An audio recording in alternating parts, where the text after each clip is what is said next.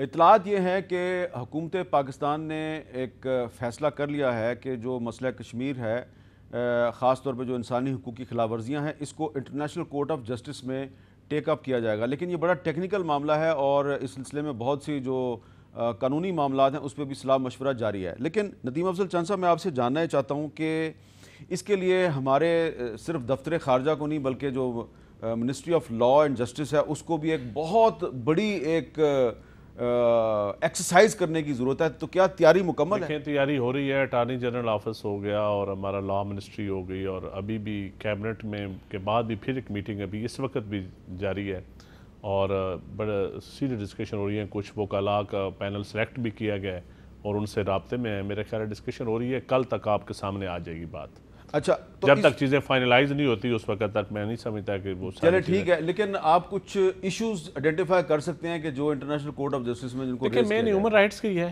جو قتل و غارت جو ابھی خطرہ ہے، جو ٹرمپ کے ساتھ پرائم منسٹر صاحب نے بات کی ہے کہ ابھی جینوسائیڈ وہ کرنے جا رہے ہیں، جو ہو رہی ہے، جس طرح میڈیا ابھی کرفیو ہے، جو کرفیو ہے اور کرفیو کے اندر پتہ نہیں کیا ہو رہا ہے وہاں کی ماؤں بہنوں کے ساتھ، بچوں کے ساتھ، اسٹوڈنٹس کے ساتھ، کیا کیا وہاں ابھی تو کوئی نہ سوشل میڈیا پہ چیزیں آ رہی ہیں۔ دنیا کے ساتھ کٹ آف ہے، 8 ملین پیپل اس وقت کٹ آف ہو گیا ہے نا، بالکل آپ نے خطے کو ایک لاک ڈاؤن کیا ہوا ہے۔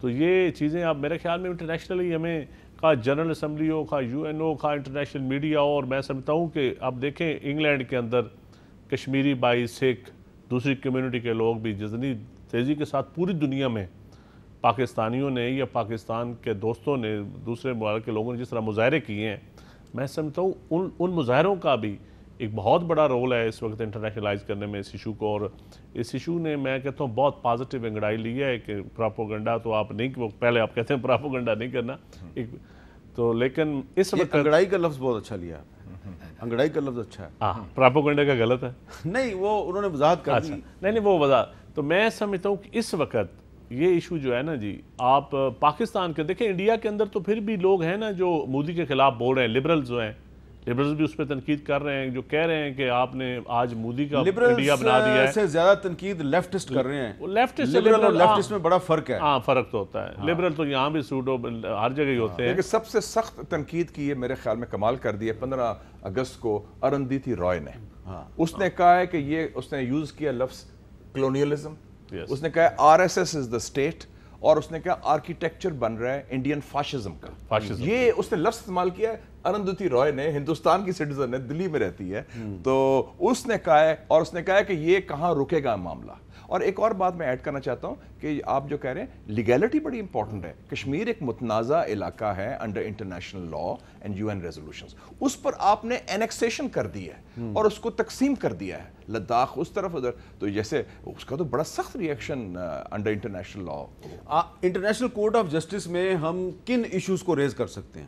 ایک تو یہ ہے کہ انہوں نے وائلیٹ کیا ہے international law and UN charter and UN resolutions, کہ یہ ڈسپیوٹڈ ٹیریٹری چل رہا ہے، ابھی تک ڈسپیوٹڈ ہے، جس طرح فلسطین ڈسپیوٹڈ ہے، ٹھیک ہے جی، اس کو آپ نے اینیکس کر لیا ہے، ہندوستان کا اپنا حصہ بنا دیا، union territory control by Delhi. ایک تو نمبر 1 ہے۔ دوسرا، جیسے چند صاحب نے کہا، ہیومن رائٹس وائلیشنز، اور تیسرا میرے خیال میں یہ جو انڈیا ایک اب یہ بھی ہے کہ ہیومن رائٹس کی جورسڈکشن یونیورسل ہو گئی ہے۔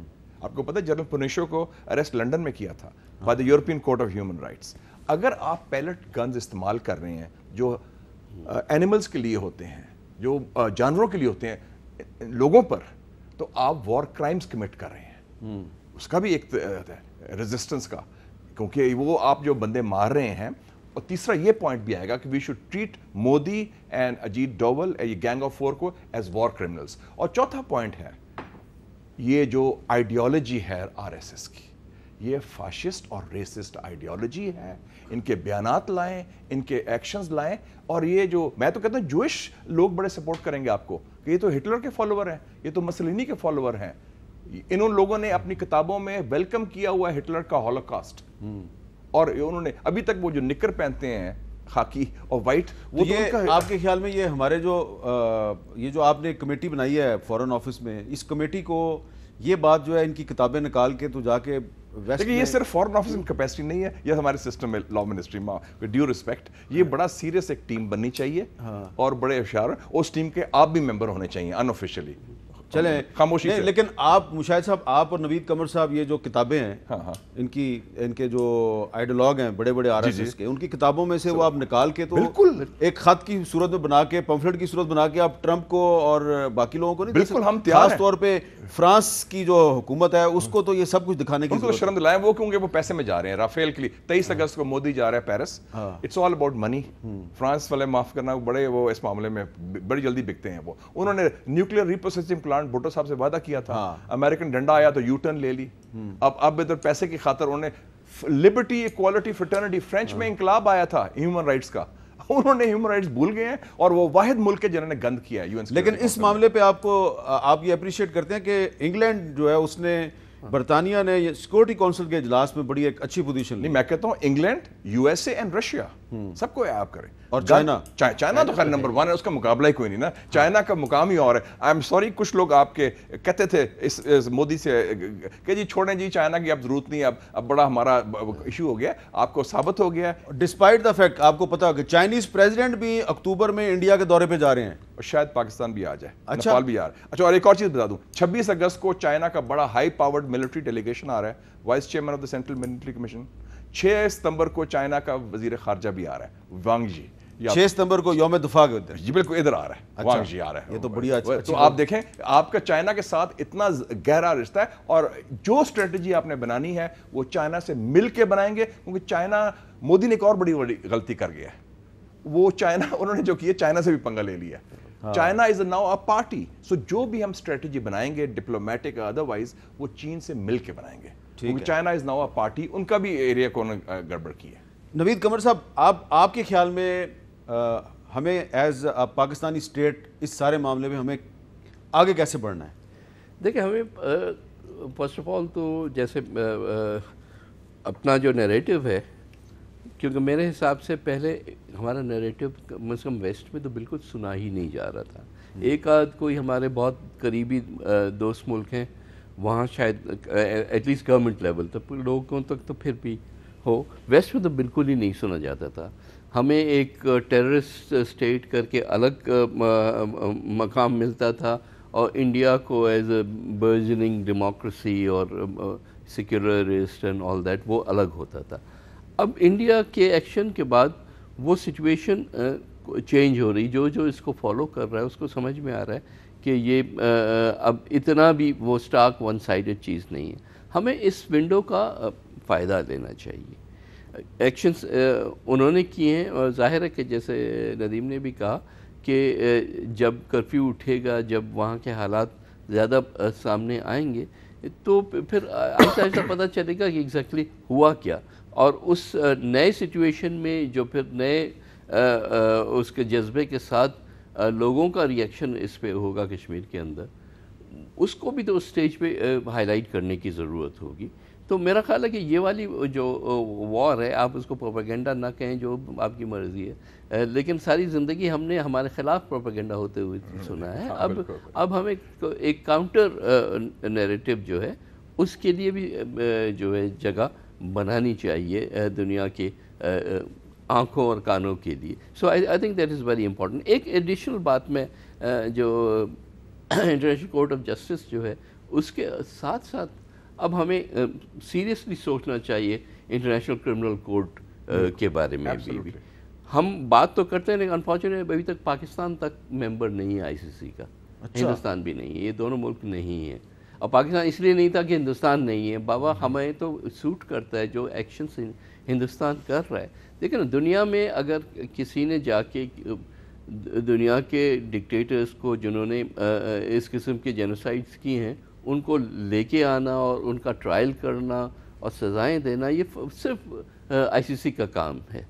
تو یہ اب ہم صرف ICC کی بات نہ کریں، ہم خود اس میں شامل ہوں اور پھر وہاں سے اس کو ایکٹیویٹ کریں کہ جی یہ دیکھیں یہ جینوسائڈ ہو رہا ہے اور ہونے جا رہا ہے، اور پھر مودی کو ایز اے انٹرنیشنل کرمنل کر کے آپ کو برانڈ کرنا. آپ IPU میں بڑے ایکٹیو ہیں، انٹرنیشنل پارلیمنٹری یونین، اس میں آپ کیا کر سکتے ہیں؟ دیکھیں آئی پی یو ایک ایسا فورم ہے جہاں دنیا کے تمام پارلیمنٹس کے جو ہیں اس کے ممبرز ہیں، اور وہاں کے لوگ جو ہیں وہاں آ کے مختلف ایشوز جو ہیں وہ ہائی لائٹ ہوتے ہیں، چاہے وہ جیوگرافک ہوں یا یونیورسل ایشوز ہوں. تو وہ ایک ایسا فورم ہے جس کو کم از کم ہائی لائٹ کر کے، کیونکہ پارلیمنٹ کا ایک اپنا رول ہوتا ہے جو کہ گورنمنٹ سے تھوڑا سا مختلف ہوتا ہے. جیسے آپ نے ابھی سنا کہ فرانس جو ہے، کیونکہ ان کا ایک اکنامک انٹرسٹ ہے تو وہاں کی گورنمنٹ جو ہے اس کو پرائرٹی دے رہی ہے، لیکن پارلیمنٹیرینز کے اوپر یہ پریشر نہیں ہوتا، اور وہ انڈیپینڈنٹلی سوچ سکتے ہیں اور ان چیزوں کو ہائی لائٹ کر سکتے ہیں. تو اس فورم کو بھی استعمال، ہمیں ہر فورم کو استعمال کرنا چاہیے. اچھا، اور ندیم افضل چند صاحب، آپ کا کیا خیال ہے کہ اس سلسلے میں جو اروندھتی رائے کا ذکر کیا مشاہد صاحب نے، ممتا بینرجی جو ہے انہوں نے کل کہا کہ human rights have been totally violated in Kashmir, let us pray for human rights and peace in Kashmir.